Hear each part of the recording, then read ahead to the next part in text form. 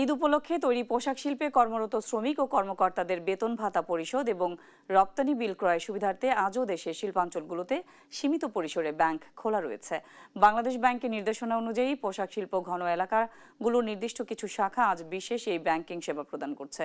বৃহস্পতিবার ব্যাংকের অফিস সময় নির্ধারণ করা হয়েছে সকাল 10টা থেকে দুপুর 2টা পর্যন্ত। তবে গ্রাহক লেনদেন চলবে সকাল 10টা থেকে দুপুর 1টা পর্যন্ত।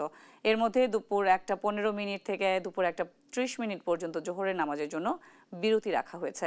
18 মার্চ থেকে ঈদের সরকারি ছুটি শুরু হলেও পোশাক খাতের জরুরি প্রয়োজনে এই বিশেষ ব্যবস্থা গ্রহণ করা হয়েছে।